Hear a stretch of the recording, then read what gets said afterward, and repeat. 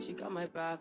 Hello and welcome back to the channel. On today's tutorial, I'm going to be sharing with you how to draft this simple waistcoat or jacket. So if this is something you like, please don't forget to hit on the subscribe button, give this video a thumbs up. So let's dive right into today's tutorial.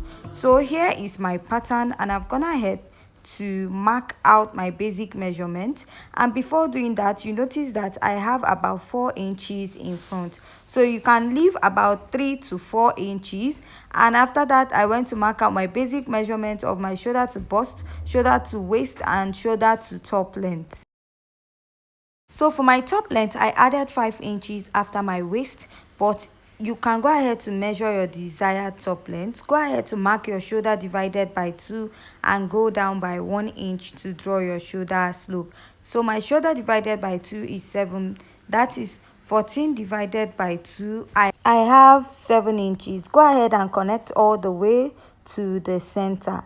So after that, I'm going to find my armhole or chest line, which is your bust circumference divided by 6 plus 1.5 inches. So I will go ahead to mark and measure what I have back on that point. So I'll go ahead and I'll connect back to my shoulder, and I'm going to go ahead to measure what I have from my bust down to the new chest line, which is a difference of 1 inch, and I'll go ahead to mark. This is just to make sure that I have a straight line on my chest line, and I'll go ahead to connect it all the way down. After connecting, the next step is to go ahead to divide it into 2 to draw my armhole curve. Go ahead and place your tape and fold it this way, mark, and you're going to go in by ½ inch. After doing that, go to your chest line and mark your bust circumference divided by 4, which will give me 8.3. So from that point, connect to the center of your armhole and connect to the shoulder. So after you're done doing that, the next step is to go ahead to mark your dart intake. So my nipple to nipple is 7 inches divided by 2. I have 3.5.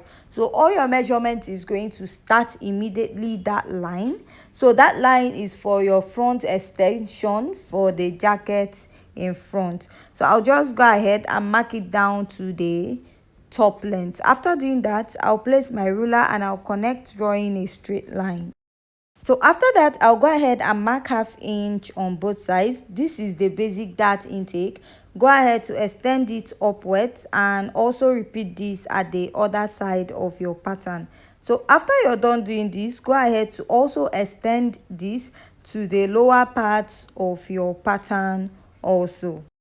So I'll go ahead and use my marker to extend this all the way down, and I'll also extend it to the upper part of your pattern. So after I'm done doing this, I'll go ahead and divide my armhole into 2 back again, and I'll mark. So from that point, I'll place my French curve or curved ruler and I'll connect. This is just to give you that princess dart effect at this point. So I'll extend it. I'll go out by ½ inch, just so that when I'm joining this pattern, or when you're joining your pattern, it doesn't meet up, because most times in princess dart you might slightly have that issue. So I went out by ½ inch and I reconnected it back to the armhole. So after I'm done doing that, I'll be marking out the basic neckline for this pattern. I'm using 7 inches and I'll mark 3 inches, and from there I'm going to go ahead to connect. So this is not like a standard neckline. You can also use 8 inches or go up by 1 inch more. It totally depends on how low you want it to be. So I'll connect it all the way, and the next step is to go ahead to insert my body measurement. So at the bust, I'll mark the bust circumference divided by 4. My bust is 33 divided by 4. I have 8.3. I'll mark that ½ inch we marked at the armhole, and I'll add the sewing allowance. At the waist, I'll mark the waist circumference divided by 4. Measure the dart intake, replace it, and add your sewing allowance. At the hip point, mark, or your top length, mark your hip circumference divided by 4 and add ½ inch for your sewing allowance. Go ahead to connect all your pattern from the upper part down to the lower part, and go ahead to use your marker to outline. Say everything I do is for my woman. Anything at the lower part, I'll go up by 1.5 inches and I'll extend it down. So after this, I'm just going to go ahead to use my marker to outline it, and I'm going to go ahead to cut out my pattern. Loving you, now my ritual.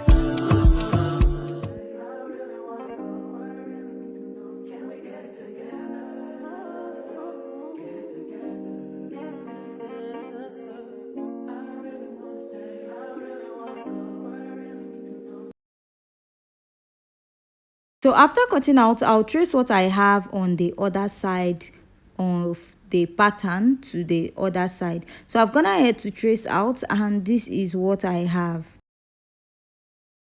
So I'll place my pattern meeting each other, and I'll go ahead to draw out the waistline, because on this pattern you notice that the waistline is a bit different from the upper part, like there's a cut from the waistline. So after that, I'll come down by ½ inch from the other end of my pattern, and also take note of where that 4 inches started from. So after that 4 inches line, we'll go in by ½ inch, and from the upper part you're going to connect it down to that point. So after connecting, this is what I have. So whatever you cut out on this side, you're also going to cut out on the other side of your pattern, or you can just leave the part that is going inside. So it just totally depends on you. So I'm just going to create the button allowance side. So one part of this will have a button, and one will be having a button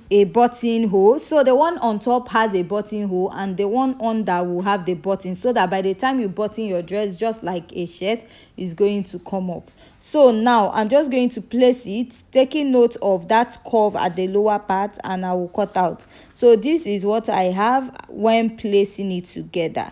So after this, I'm just going to go ahead to cut out my pattern. So take note of the center also, is very important, because with that way your coat or jacket will be lapping on each other very well. So now I'll just go ahead to cut this out. So while cutting this out, you can decide to blend in the darts for the lower part, but for the upper part of your pattern, make sure that you cut out the dart lines, because you're going to be joining these like a princess dart bustier or a princess dart.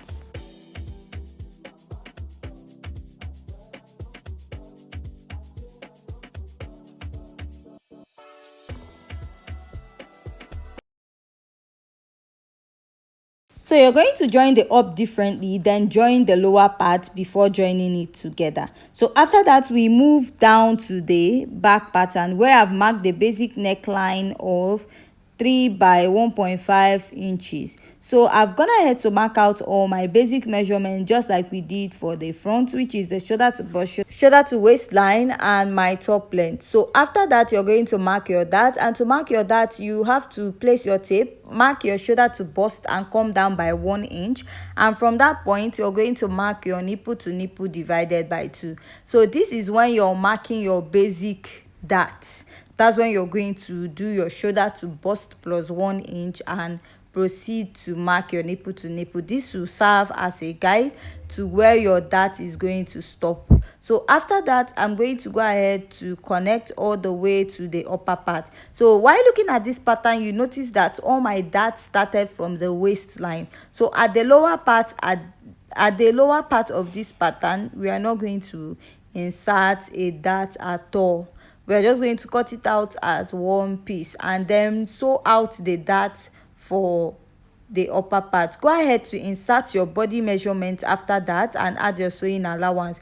Mark your waist circumference divided by 4, replace the dart intake, and go ahead to mark your body circumference. At the top length, go ahead to mark your hip circumference divided by 4 and mark your sewing allowance.